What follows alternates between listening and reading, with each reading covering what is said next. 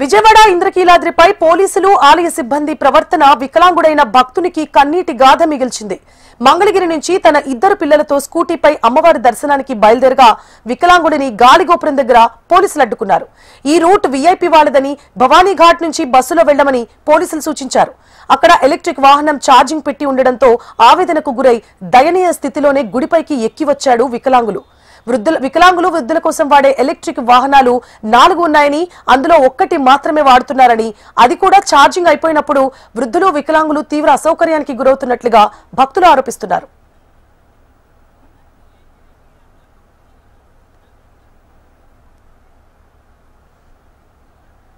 నేను భవానీఘాట్కి వెళ్ళి అక్కడ నా వెహికల్ పెట్టి అక్కడ వెహికల్ ఏదో ఉంటే అది ఎక్కి ఇక్కడికి వచ్చాను సార్. అక్కడ కింద దింపారు సార్. అక్కడి నుంచి వీల్ చైర్ కూడా లేదు సార్. నాకు వీల్ చైర్లేమో వీఐపీలకు తీసుకెళ్తున్నారు సార్. వీఐపీ లేని మనుషులు మాలాంటి మనుషులు కాదా సార్? దాష్టికాలు ఇంత అన్యాయంగా నేను ఎప్పుడు చూడలేదు సార్. నిజం చెప్తున్నా కదా, కింద గొడవ వేసుకున్నా కానీ పంపించలేదు సార్. నేను భవానీఘాట్కి వెళ్ళి అక్కడ వెహికల్స్ లో ఎక్కి వచ్చాను సార్.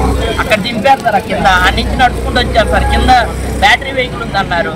మరి ఆ బ్యాటరీ వెహికల్ అడిగితే వాళ్ళు ఇప్పుడు దాకా చాలా ట్రిప్పులు వేసారంట, ఛార్జింగ్ పెట్టుకున్నారు, 2 hours పట్టింది అంటున్నారు సార్. నేను పొద్దున కరెక్ట్గా 10కి వచ్చాను సార్. కిందనే తిరుగుతున్నాను కానీ ఎవరు పైకి రానిలేదు సార్.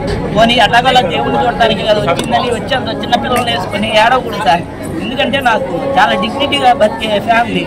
పిల్లల ముందు ఏడిస్తే ఎలా ఉండదు సార్ చండాలంగా. నేను నిజం చెప్తున్నా సార్. నేను జనసేన కార్యకర్తను సార్. నేను అసలు మాట్లాడకూడదు అనుకున్నా. ఏ రోజు ఇలాంటి మాటలు మాట్లాడకూడదు అనుకున్నా. నిజంగా సార్ చెప్తున్నా, మాట్లాడకూడదు. ఎందుకు ప్రభుత్వాలు చెడ్డ పేరని చెప్పి నేను మాట్లాడుకున్నా సార్.